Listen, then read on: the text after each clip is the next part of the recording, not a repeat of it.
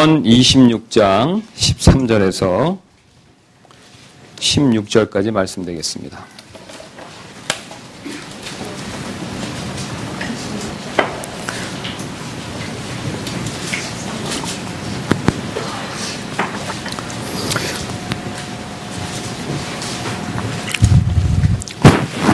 우리 다 찾으신 줄로 믿고 교독으로 받들어 읽도록 하겠습니다. 제가 먼저 13절 받들어 읽도록 하겠습니다.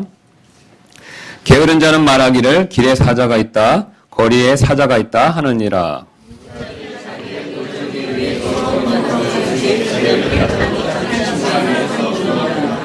게으른 자는 자기 손을 품에 감추고 그것을 다시 자기 입으로 가져가는 것을 괴로워하느니라.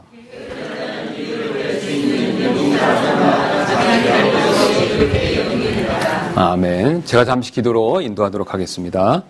주님 감사합니다. 주님께서 우리를 사랑해 주셔서 구원해 주시고 오늘 하루도 지켜주시고 이 저녁에 주님의 집에 이렇게 불러 모아 주시니 진심으로 감사를 드립니다. 주님께서 이 시간 우리에게 하나님의 말씀을 통해서 하나님께서 우리를 얼마나 사랑하시는지, 또 하나님 우리가 믿고 섬기는 하나님께서 얼마나 위대하시고 대단하신 분이신지, 또 주님께서 우리를 또 얼마나 가까이 부르기를 원하시는지 주의 성령을 통해서 이 오늘 특별히 이 말씀을 통해서 우리에게 이 모든 복들을 허락하여 주옵소서. 저는 이 말씀을 전하기에 참으로 부족하고 충분한 자격이 있지 못한 사람인 것을 제 스스로가 잘 알고 있습니다. 주의 성령께서 도와주셔야 이 말씀을 온전하게 증거할 수 있다는 것을 잘 알고 있습니다. 주의 성령께서 도와주셔서 이 일을 잘 감당할 수 있도록 함께하여 주옵소서. 그리하여서 주의 말씀을 잘 대언함으로 이 말씀이 헛되이 땅에 떨어지지 아니하고 우리 성도분들의 마음판에 심어져 반드시 주님을 향해서 다시 열매 맺을 수 있도록 복으로 함께하여 주옵소서. 주의 성령께서 도와주실 줄을 믿습니다. 감사드리며 모든 말씀 예수님의 이름으로 기도드렸습니다. 아멘. 게으름에 대해 좋은 글을 쓴 어떤 목사님의 책에 다음과 같은 이야기가 있어 이를 하나 소개하도록 하겠습니다. 게으르기로 소문난 어떤 농부가 있었습니다. 그날도 역시 모두 밭으로 일하러 가고 그 농부만 집에 남아 낮잠을 자고 있었습니다. 그런데 잠결에 이상한 소리가 들렸습니다. 개슴칠에 눈을 뜨고 주위를 살피니 어느 간 큰 도둑이 대낮에 담을 넘어오는 것이었습니다. 하지만 도둑의 출현에도 불구하고 농부는 마음속으로만 도둑이네, 이놈 담장을 넘어 마당에 들어오기만 해봐라 라고 중얼거리다가 다시 스르르 잠에 빠져들었습니다. 이내 다시 쿵 소리가 들렸습니다. 농부가 힘겹게 눈을 떠보니 도둑이 담에서 뛰어내려 마당을 살금살금 걸어오고 있었습니다. 그러나 이번에도 농부는 무겁게 내려오는 눈꺼풀을 이기지 못해 속으로만 다음과 같이 중얼거렸습니다. 이놈, 집안에 들어오기만 해봐라.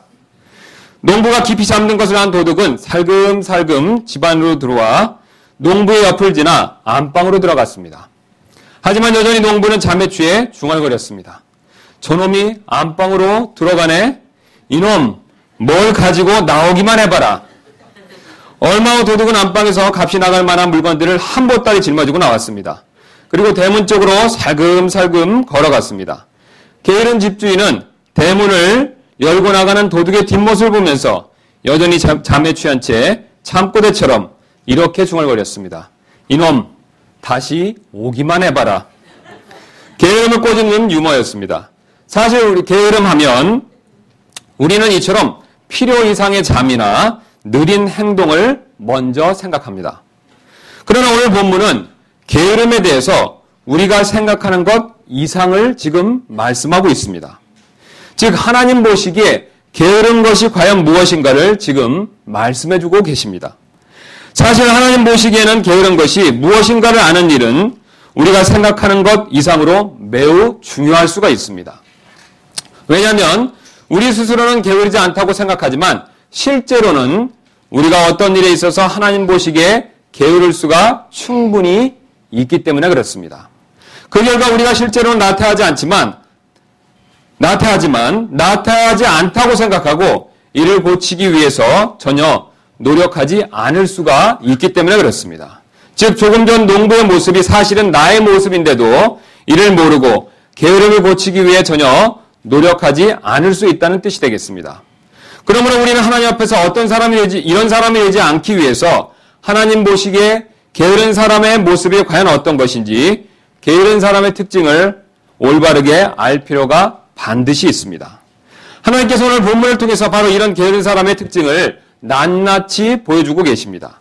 그러므로 오늘 제 설교의 목적은 성경이 말하는 게으른 사람의 특징이 과연 무엇인지 그 내용을 여러분들과 함께 한번 자세히 살펴보는 데 있습니다. 이를 위해 본문이 가르쳐주는 게으른 사람의 4가지 특징을 각각 순서대로 한번 살펴보도록 하겠습니다. 하나님 보시기에 게으른 사람의 첫 번째 특징은 13절에 잘 나와 있습니다. 13절에 보여주는 하나님 보시기에 게으른 사람의 특징은 바로 지나치게 두려움이 많다는 것입니다. 13절 말씀 보니까 게으른 자는 말하기를 길에 사자가 있다, 거리에 사자가 있다 하느니라. 하나님께서 이 세상 사람들을 지으셨을 뿐만 아니라 먹이시고 입히십니다. 여러분 이 사실 믿으십니까? 예. 그래서 이 사실 예수님께서 누가복음 12장 28절에서 이렇게 말씀해 주신 적이 있으시죠. 그런즉 오늘 들에 있다가 내일 아궁이에 던져질 풀도 하나님께서 이렇게 입히시거든. 오 너희 믿음이 적은 자들아, 하물며 너희는 얼마나 잘 입히시겠느냐. 이 말씀처럼 하나님께서는 사람들을 먹이시고 입히시는 분이십니다. 그런데 중요한 것은 하나님께서는 사람을 먹이시고 입히실 때 우리의 수고를 통해서 이 일을 하신다는 사실입니다. 여러분 제가 드리는 말씀의 뜻을 잘 이해하실 수가 있겠습니까?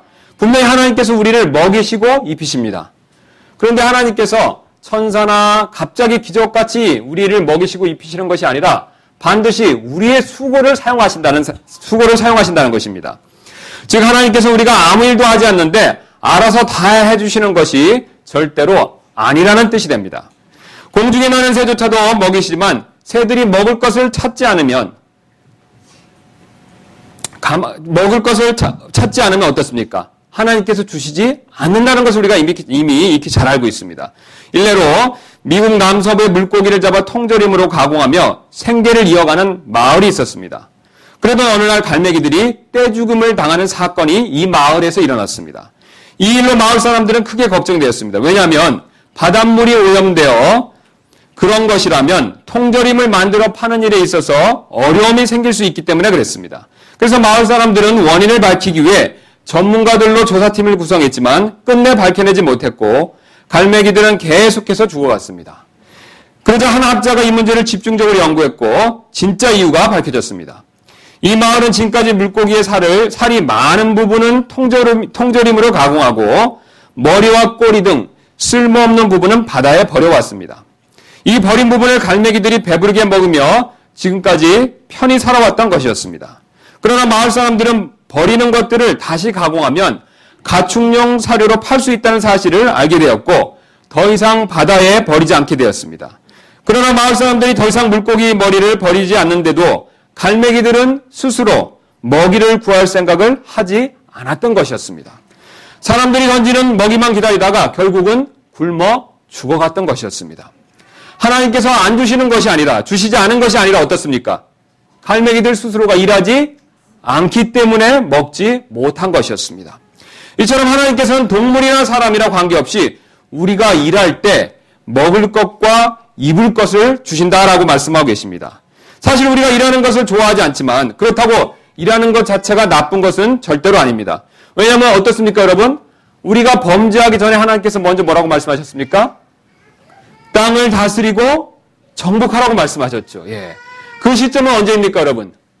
우리가 범죄하기 전이었죠. 우리가 완전한 상태에 있을 때, 거룩한 상태에 있을 때 하나님께서 사실 이 명령을 먼저 주셨습니다. 여러분 그렇다면 일하는 것이 잘못된 것입니까? 아니죠. 죄된 것입니까? 아니죠. 일하는 것은 분명히 좋은 것이었습니다. 그러나 단지 범죄함으로 인해서 일하는데 수고와 고통이 크게 더해졌을 때 그때부터 문제가 생겼습니다.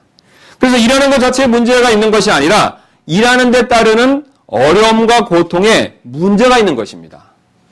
일 자체가 우리에게 꼭 필요하다는 뜻이 되겠습니다. 그래서 우리가 일하는 것은 하나님께서 원하시는 일입니다. 원하시는 뜻이라는 것이죠. 그런데 우리가 일을 하다 보면 어떻습니까? 우리의 범죄로 인해서 하나님의 저주를 받아서 어떻습니까? 일할 때 반드시 무엇이 따릅니까? 수고와 고통과 위험이 따르죠. 예. 바로 이 일하는 데 문제가 있는 것이 아니라 일하는 데 따르는 바로 이 어려움과 고통의 문제가 있다는 뜻이 되겠습니다. 그러므로 일하는 데 따르는 어려움과 고통이 싫어서 일하지 않는다면 아무것도 얻을 수가 없는 거죠. 하나님께서 분명히 일하는 것을 원하시죠. 일하는 것을 통해서 우리에게 필요한 것을 주십니다. 그러나 우리는 일하기가 싫습니다. 왜 그렇습니까, 여러분? 일 자체가 나빠서요? 아니죠. 어떻습니까? 일하는 것 자체가 나빠서가 아니라 그것에 따르는 수고와 고통과 또 위험이 있기 때문에 그렇습니다. 그런데 게으름의 문제는 바로 여기서부터 시작되고 있습니다. 게으름의 죄성은 일하는 데 따르는 어려움과 고통을 실제보다 더 크게 생각하도록 만드는 힘을 가지고 있습니다. 즉 실제 어려움과 고통이 만약에 10이라고 계산한다면 이것을 100이나 200으로 크게 생각하게 만드는 그런 능력을 가지고 있습니다. 게으름의 죄성이. 그 결과 쓸데없는 두려움을 갖게 해서 아무것도 하지 못하게 만들 수 있다는 뜻이 되겠습니까? 본문이 그 사실을 보여주고 있습니다. 우리 26장 13절로 가도록 하겠습니다. 13절 말씀 보시면 뭐라고 말씀하고 있습니까? 게으른 자는 말하기를 뭐가 있다라고 말하고 있습니까? 길에 사자가 있다. 거리에 사자가 있다. 그 당시에는 사자가 실제로 있었습니다. 예, 지금의 유대인들이 사는 땅에는 사자는 없습니다. 그러나 성경이 기록될 당시에 그때는 사자가 분명히 살고 있었습니다. 그래서 양을 치거나 농사를 지을 때 사자의 공격의 위험이 실제로 있었습니다. 성경이 이 사실을 보여주고 있습니다. 우리 사사기 14장 5절 말씀 한번 찾아보도록 하겠습니다.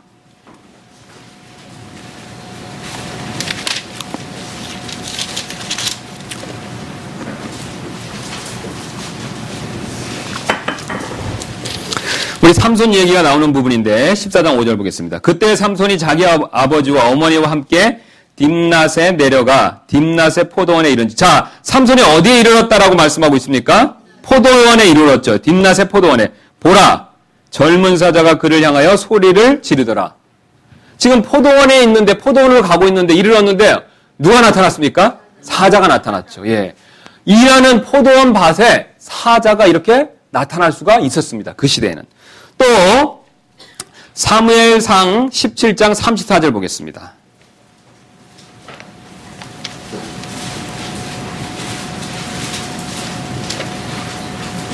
자, 우리 사무엘상 13장 34절 말씀 보면 17장 34절입니다. 사무엘상 17장 34절 보겠습니다. 우리 잘 아시는 말씀인데 다윗이 사울에게 이르되 당신의 종이 자기 아버지의 양들을 지킬 때 뭐라고 말씀하고 있습니까? 사자나 곰이 와서 양떼에서 어린 양을 움켜가며. 자, 양을 치는데 누가 나타났다라고 말씀하고 있습니까? 사자와 곰, 특별히 사자가 나타났다는 것을 말하고 있습니다. 그래서 그 시대에는요, 자, 포도원에서 일을 할 때 어떤 사자가 가끔 나타날 수가 있었습니다. 또 양을 칠 때 사자가 또 나타날 위험이 충분히 있었던 시대였습니다. 그런데 문제는 다시 본문을 보시면 사자가 거리나 길에 나타난 경우는 거의 없다는 데 있습니다. 자, 분명히 사자가 살고 있었고 사자가 나타날 수 있었습니다. 그런데 이 게으른 사람에게 문제가 있었습니다. 게으른 사람은 사자가 어디에 나타났다라고 지금 말하고 있습니까? 예, 어디에요? 길하고 거리에. 그럼 여러분 한번 생각해 보시기 바랍니다. 자, 사자는 그러면 산이나 들에 삽니까? 아니면 거리에 살고 있습니까? 산이나 들에 살죠. 그런데 이 게으른 사람은 사자가 어디 있다라고 지금 얘기하고 있습니까? 근데 사람들이 다니는 거리에 있다라고 얘기하고 있습니다. 분명히 농사 지을 때, 양을 칠 때 사자의 공격을 받을 위험이 있었습니다. 그런데 지금 그 위험을 어떻게 생각하고 있습니까? 더 과장돼서 크게 생각하고 있죠. 그 위험이 어디에 있다라고 얘기하고 있습니까? 집에 있다. 그럼 실제로 일어날 수 있는 일입니까? 실제로 일어날 수가 없는 것이죠. 쉬운 예로, 자, 우리나라도 옛날에 어떤 동물이 있었습니까? 사자와 비슷한. 호랑이가 있었죠. 그런데 호랑이가 언제 나타나서 사람을 공격했습니까? 어느 장소에 나타나서 사람을 공격했습니까? 산이죠, 예. 마을에 이런 사람들이 사는 집에 내려와서 사람을 공격하는 일은 거의 드물었습니다. 그런데 게으른 사람은 재밌게도 어떤 생각을 하고 있냐면 산이나 들에 있어야 될 사자가 어디 있다라고 생각하고 있습니까? 예, 거리에 있다라고 생각하죠. 그럼 거리에 사자가 나타났다 생각하니까 어떻습니까? 집 밖에 나갈 일이 못 나가는 거죠. 이럴 때 분명히 사자로부터 공격을 당할 위험이 있었습니다. 그런데 이 사람은 지금 이 게으른 사람은 어떻게 생각하고 있습니까? 그 위험의 정도를요.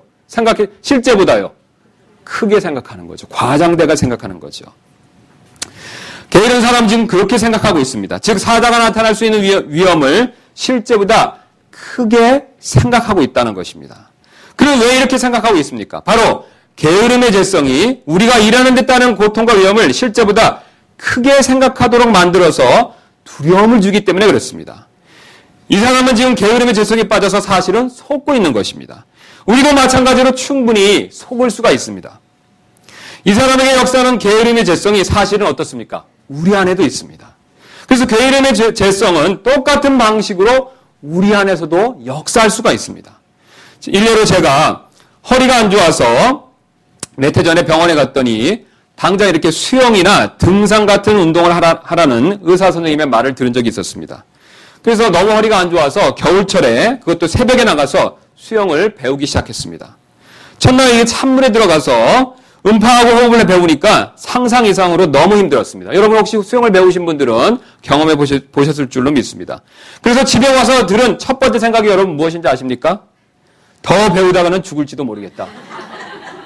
예, 수영을 한 번도 배운 적이 없는데 한겨울에 한 1월, 2월 정도 됐던 것 같은데 새벽에 나가서 이거 찬물에 들어가서 호흡부터 배우려니까 너무 힘들었습니다. 그래서 지금도 그 생각이 납니다.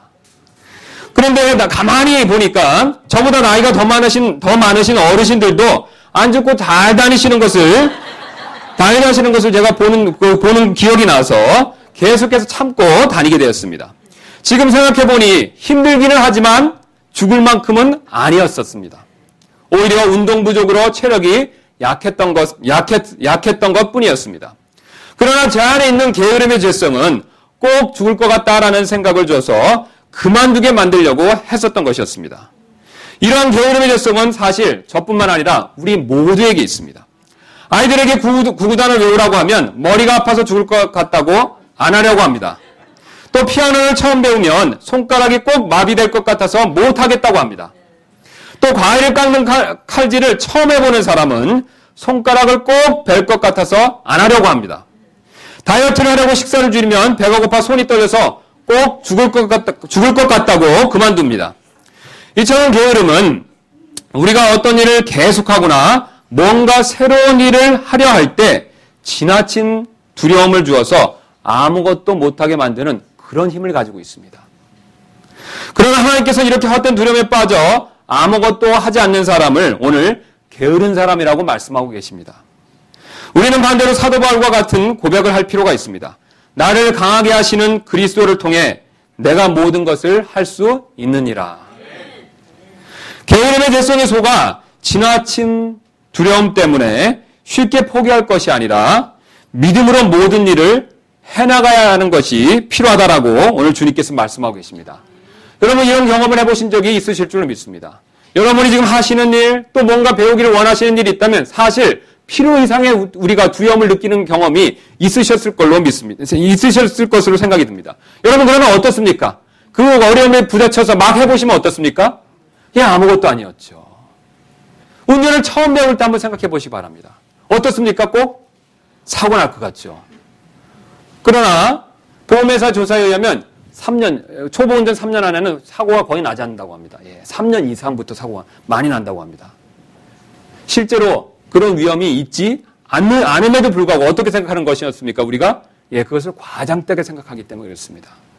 여러분 이 과장되게 생각하는 그 이유가 바로 게으름 때문이라고 오늘 주님께서 말씀하고 계십니다.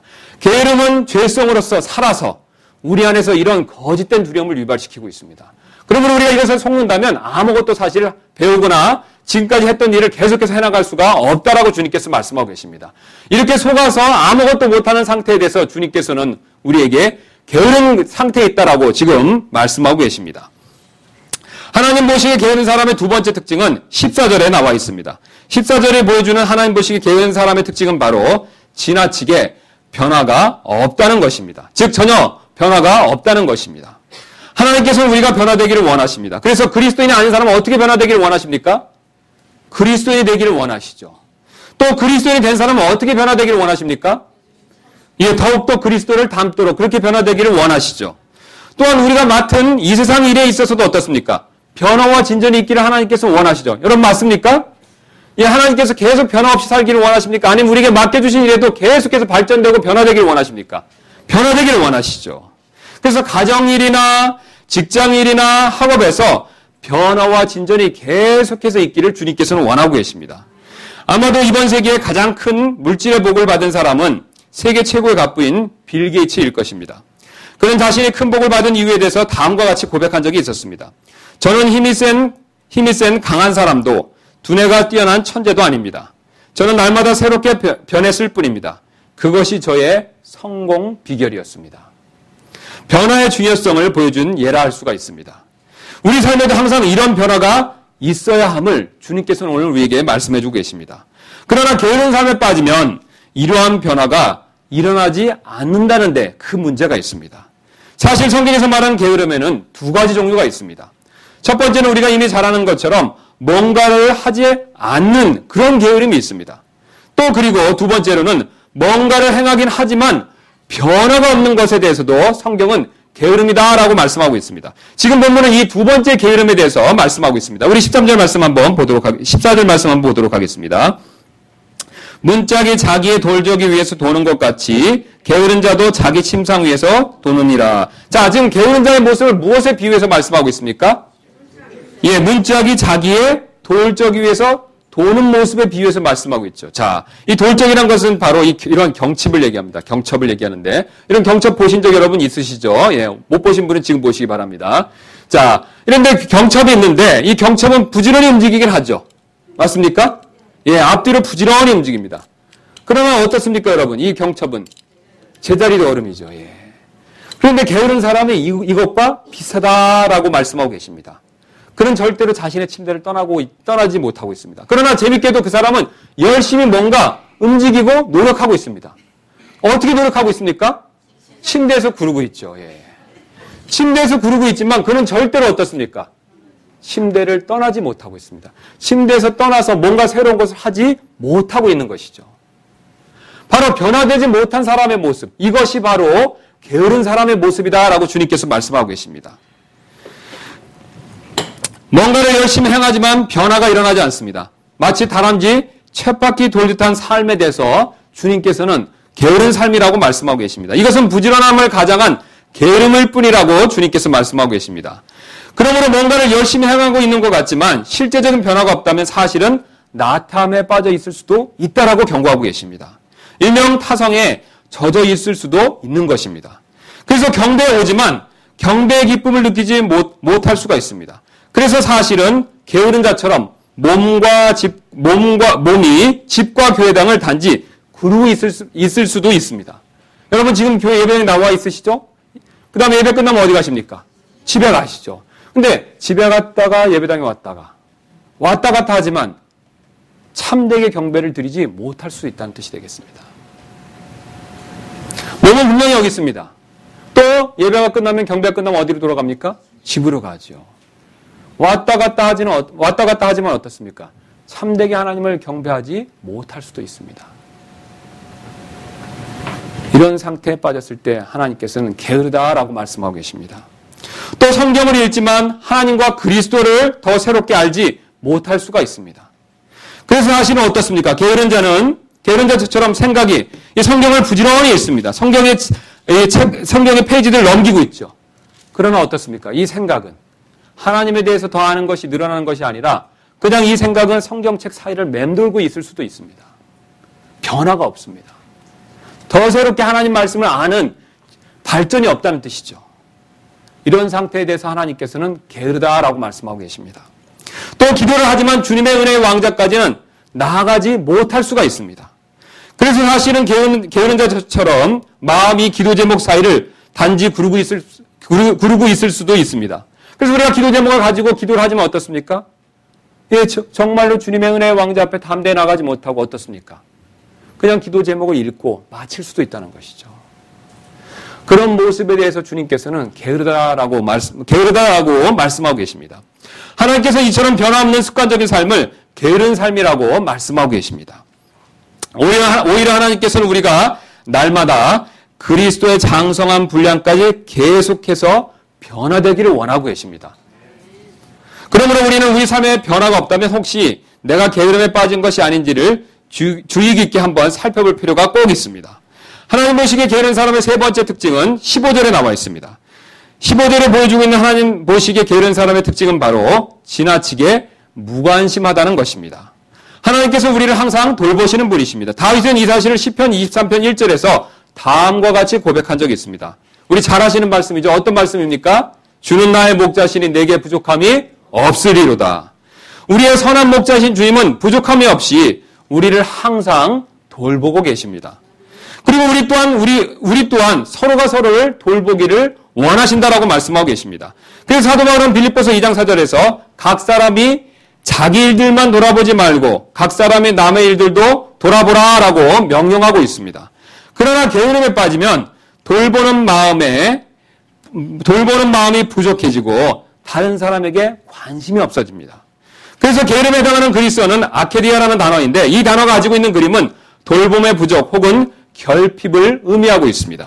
즉 게으름에 빠지면 자신이 돌보고 관심을 가져야 할 대상을 제대로 돌아보지 않게 된다는 뜻이 되겠습니다. 우리 잠언 24장 30절 말씀 한번 보도록 하겠습니다. 앞으로 가셔서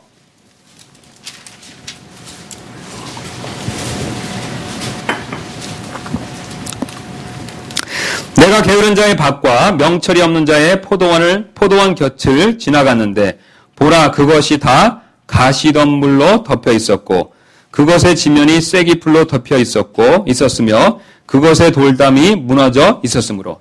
자, 여러분 보시면 어떻습니까? 게으른 자가 소유한 밭의 모습이 어떻습니까? 황폐하게 되어 있죠. 왜 그렇습니까, 여러분? 왜 게을러서 그렇습니까? 관심이 없기 때문에 그렇죠. 예. 자신이 소유한 밭에도 관심이 없습니다. 그래서 자신이 소유한 밭을 어떻게 만들고 있습니까? 황폐하게 만들고 있죠. 게을러지면 또 농작물만 돌보지 않는 것이 아니라 사람도 돌보지 않게 되어 있습니다.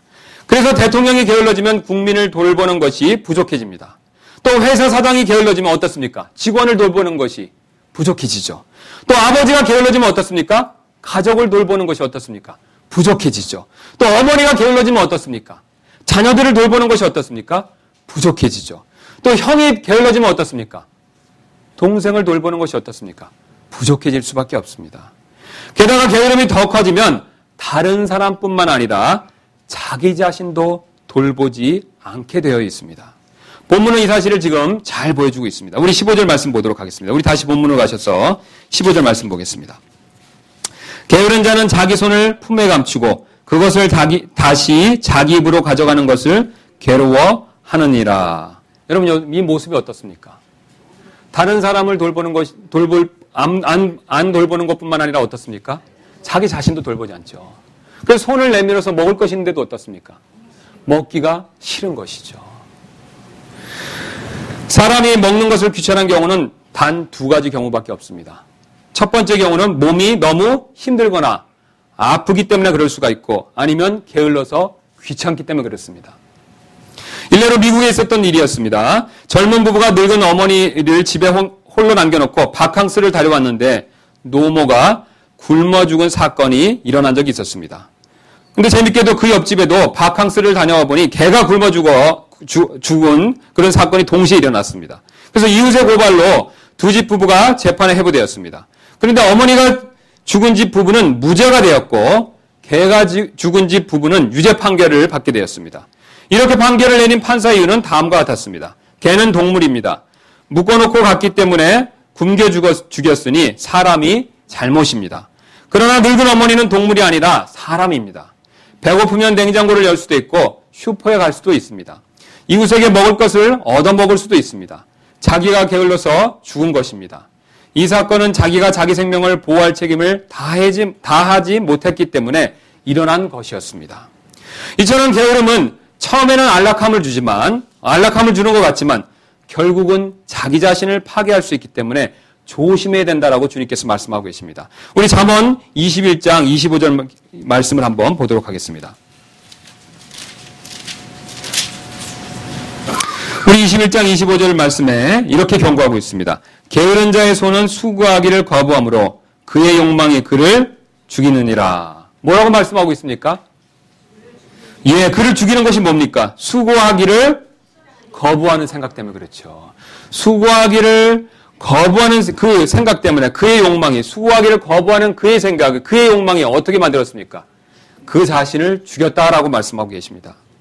즉 수고하기를 거부하는 것은 거부하는 자신의 게으른 욕망이 결국 자신을 죽였다라고 하나님께서 경고로 말씀하고 계십니다. 이제 하나님 보시기에 게으른 사람의 마지막 특징을 한번 살펴보도록 하겠습니다. 이 마지막 특징은 16절에 나와 있습니다. 16절이 보여주는 하나님 보시기에 게으른 사람의 특징은 바로 지나치게 완고하다는 것입니다. 우리는 누구든지 죄를 지을 수가 있습니다. 아담 아래 태어난 모든 사람은 죄인으로 태어났기 때문에 어쩔 수 없이 죄를 짓습니다. 심지어는 그리스도 안에 있는 우리도 남아있는 죄성 때문에 어떻습니까, 여러분? 죄를 지을 수가 있죠. 죄를 지어서는 안 되지만 어떻습니까? 우리 안에 죄성이 있기 때문에 여전히 죄를 지을 가능성이 농후하게 있습니다. 그 죄를 짓는 일은 정말로 큰 문제가 될 수밖에 없습니다. 왜냐하면 죄에 따른 어떻습니까? 그 결과가 우리에게 임하기 때문에 그렇습니다. 그런데 우리가 죄를 짓는 것은 큰 문제이지만 더 큰 문제는 사실 따로 있습니다. 이 더 큰 문제는 바로 우리는 쉽게 회개하려고 하지 않는다는 데 있습니다. 구원받지 않은 사람들은 말할 것도 없고 어떻습니까? 구원받은 우리도 어떻습니까? 역시 쉽게 회개하지 않을 때가 너무나도 많이 있습니다. 그렇다면 우리가 쉽게 회개하지 못하는 이유는 무엇이겠습니까, 여러분? 여러 가지가 있겠지만 가장 대표적인 이유 중에 한 가지는 바로 게으름 때문에 그렇습니다. 왜냐하면 게으름이 깊어지면 그것이 굳어져서 완고함을 낳기 때문에 그렇습니다. 이 완고함이 쉽게 회개하지 못하게 만드는 특징을 가지고 있습니다. 그래서 우리는 가장 게으른 사람이 또한 가장 완고한 사람이라는 것을 익히 알고 있습니다. 그래서 게으른 사람치고 어떻습니까, 여러분? 남의 말을 잘 듣습니까? 듣지 않습니까? 잘 안 듣죠. 특히 게으름에 깊이 빠져있는 사람일수록 어떻습니까? 남의 말을 잘 듣지 않는 그런 특징을 가지고 있습니다. 그래서 자신의 죄를 쉽게 뉘우치지 못하고 있습니다. 오늘 본문이 이 사실을 또 보여주고 있습니다. 우리 26장 16절 말씀 한번 보도록 하겠습니다. 그래서 게으른 자는 이유를 댈 수 있는 7 사람보다 자기를 더 지혜롭게 여기느니라. 자, 여기서 7 사람이라는 것은 특별히 의미가 있죠. 어떤 뜻입니까? 예, 많은 사람이죠. 모든 사람이죠. 완전한 수죠. 예. 그 주변에 있는 모든 사람들이 얘기해주고 있습니다. 그런데도 그 사람, 그 게으른 사람은 어떻게 생각하고 있습니까?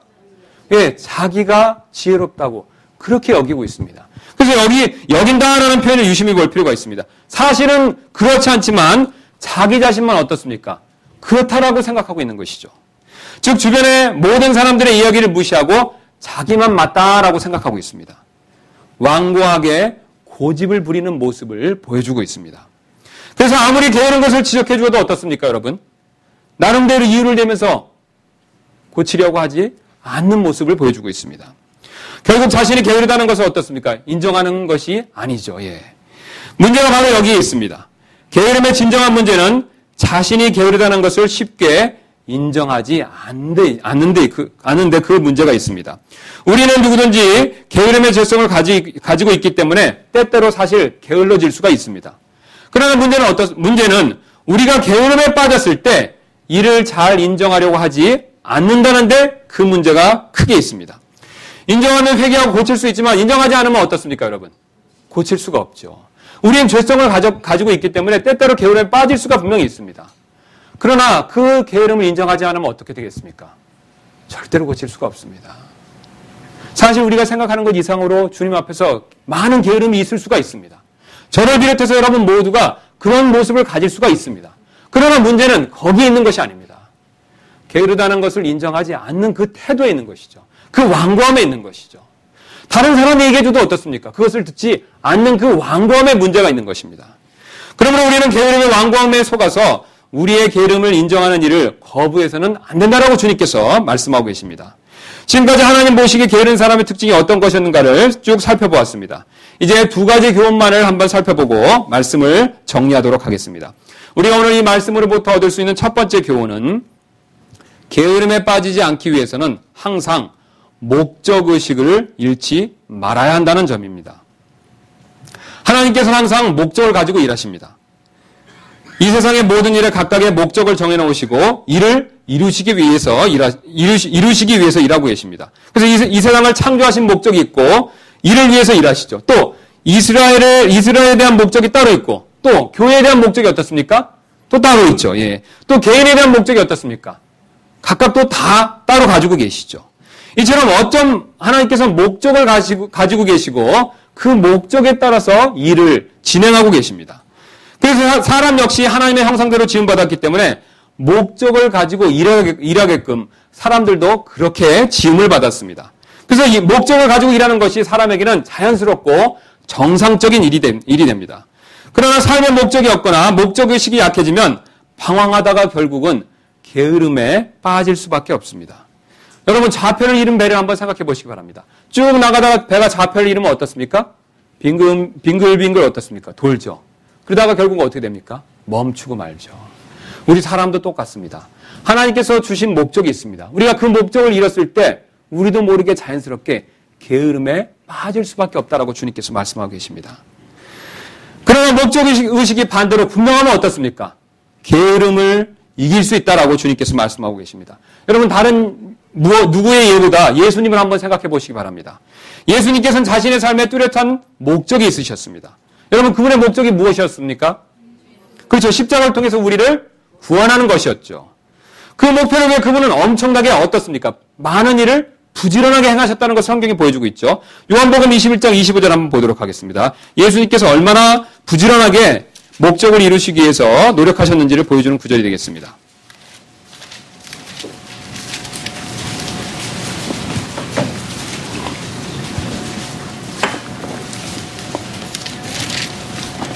예수님께서 행하신 것들이 이외에도 많으니 만일 그것들을 낱낱이 기록한다면 심지어 이 세상이라도 기록된 책들을 다 담아두기에 부족할 줄로 나는 생각하노라. 여러분 어떻습니까? 예수님께서 하신 일이 많다는 것입니까? 적다는 것입니까? 많다는 것이죠. 그럼 이렇게 많은 일을 하셨다면 예수님께서 바쁘셨겠습니까? 게으르셨겠습니까? 바쁘셨겠죠. 그럼 예수님께서 어떻게 이렇게 바쁜 일을 다 완성해낼 수 있으셨겠습니까? 한 가지 분명한 목적을 가지고 계시기 때문에 그랬습니다. 어떤 목적이었습니까? 그렇죠. 우리를 구원하시는 일이었죠. 그 목적에 맞춰서 예수님께서 모든 일을 일사불란하게 부지런히 그렇게 행하실 수가 있었던 것입니다. 그래서 이념을 잘 하시는 예수님께서는 우리에게도 뚜렷한 목표를 심어주심으로써 게으름에 빠지지 않도록 도와주고 계십니다.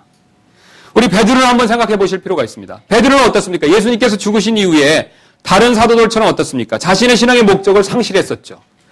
그 전에 예수님께서 분명하게 신앙의 목적을 가르쳐 주셨지만 예수님이 아무런 힘없이 십자가에 돌아가시자 어땠습니까? 예수님이 가르쳐 주신 목적을 잃어버렸죠. 그래서 목적을 잃어버린 결과 어떻게 됐습니까? 고향으로 돌아가서 자기 집 고향에 돌아가서 어떤 일을 했습니까? 고기 잡는 일을 했죠. 문제는 고기 잡는 일을 했다는데 문제가 있는 것이 아닙니다. 주님의 일을 고기 잡는 일을 하는 동안 전혀 하지 않았다는 데 있는 것이죠. 주님의 일에는 완전히 어떻게 된 것입니까? 게을러진 것이죠. 이때 예수님께서 베드로에게 나타나셔서 하신 말씀이 있습니다. 놀랍게도 베드로를 책망하는 말씀을 하신 것이 아니었습니다. 어떤 말씀을 하셨습니까? 세 번에 걸쳐서 똑같은 말씀을 하셨죠. 어떤 말씀이었습니까? 내 양을 먹이라. 베드로에게 무엇을 알려주신 것이었습니까? 목적을 알려주신 것이죠. 분명히 베드로는 게으름에 빠져 있었습니다. 그러나 예수님은 그 게으름을 책망하지 않으셨습니다. 그가 왜 그렇게 게으르게 됐는지 그 원인에 대해서 그분은 분명하게 알고 계셨기 때문에 그랬습니다. 베드로가 목적을 상실했다는 것을 주님은 알고 계셨기 때문에 그에게 그 목적을 다시 상기시켜 주셨던 것입니다. 여러분 저뿐만 아니라 여기 계신 모든 분들은 하나님께서 다 개개인에게 목적을 주셨을 것으로 저는 개인적으로 믿습니다. 여러분 주님께서 각각 개개인에게 주신 목적이 있으시죠? 저는 다 모를 수가 있습니다. 그러나 주님과 여러분 자신은 분명히 알고 있을 줄로 저는 그렇게 생각하고 있습니다. 여러분 그러나 여러분이 주님께서 여러분에게 주신 그 목적을 이뤘을 때 여러분 삶에서 어떤 모습들이 일어났었습니까? 여러분도 모르게 나태와 게으름에 빠지는 모습을 여러분 스스로 발견하신 적이 있으셨을 것입니다. 오늘 주님께서도 동일하게 말씀하고 계십니다. 여러분 개개인에게 주신 목적, 그 목적을 다시 한번 생각해 보라고 말씀하고 계십니다.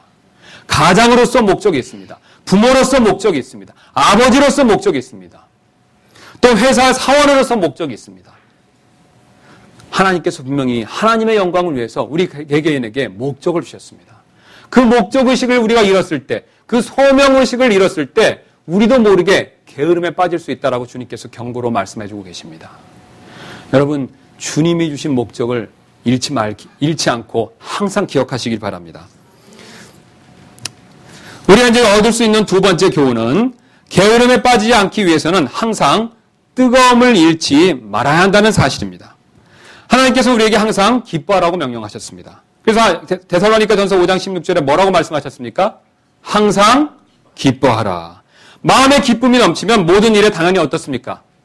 부지런히 열심을 내서 행할 수밖에 없습니다. 그러면 마음의 기쁨이 사라지면 어떻습니까? 여러분, 만사가 귀찮아지고 나도 모르게 게으름이 찾아올 수밖에 없습니다. 사실 우리 마음의 영적 기쁨이 사라졌다는 것은 이미 게으름을 향한 첫 발을 내민 것과 같다라고 주님께서 말씀하고 계십니다. 우리 로마서 12장 11절 말씀 한번 보도록 하겠습니다. 로마서 12장 11절 되겠습니다.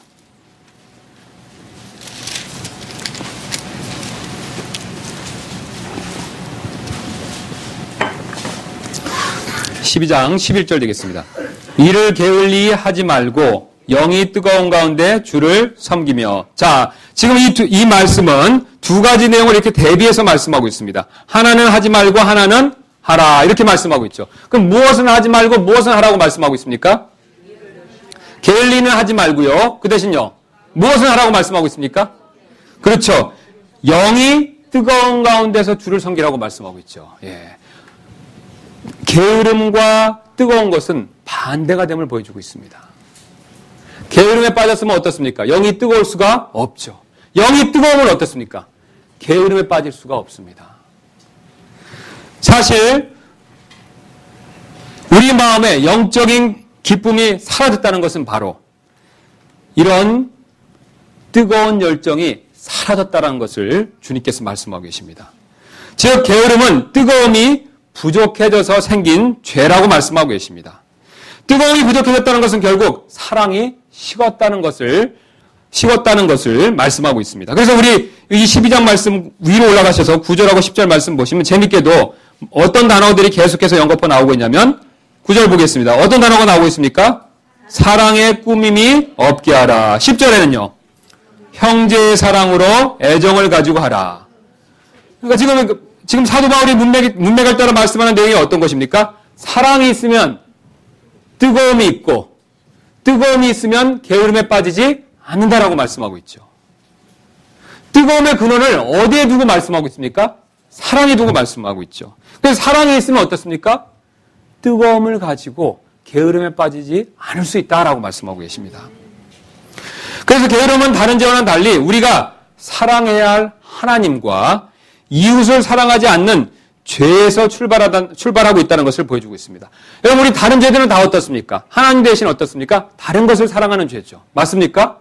예. 하나님과 이웃 대신 다른 것을 사랑한 죄들이, 다른 죄들은 대부분 하나님이나 하나님이 아닌, 예, 우리가 이웃을 사랑해야 되는데, 이웃이 아닌 다른 것들을 사랑하는 그런 부분에서부터 문제가 생깁니다. 그러나 게으름이라는 죄는 특이하게도 하나님과 다른 이웃을 사랑해야 되는데 어떻습니까? 사랑하지 않는 죄에서 출발하고 있습니다. 이것이 다른 죄와 게으름의 죄의 차이점이 되겠습니다.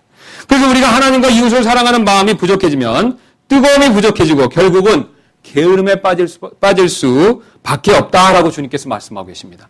그래서 우리는 우리 자신의 주님에 대한 사랑에 대해서 다시 한번 생각해 볼 필요가 있습니다. 혹시 내가 지금 마음이 뜨겁지 않고 또 마음에 뜨겁지 않음으로 인해서 주님의 일에 대해서 또 내가 주님께서 맡겨주신 세상의 일에 대해서 열심이 없고 나태함이 있다면 주님에 대한 사랑에 대한 부분부터 우리는 꼭 다시 한번 생각해 볼 필요가 있습니다. 우리가 주님에 대한 사랑이 약해졌다면 분명히 열정이 약해질 수밖에 없습니다. 뜨거움이 약해질 수밖에 없습니다. 그리고 그 결과로 나도 모르게 게으름과 나태에 빠질 수밖에 없습니다. 여러분 한번 여러분의 삶의 모습에 대해서 생각해 보시기 바랍니다. 여러분 삶의 영역에서 어떤 일에서 게으름과 나태함이 있습니까?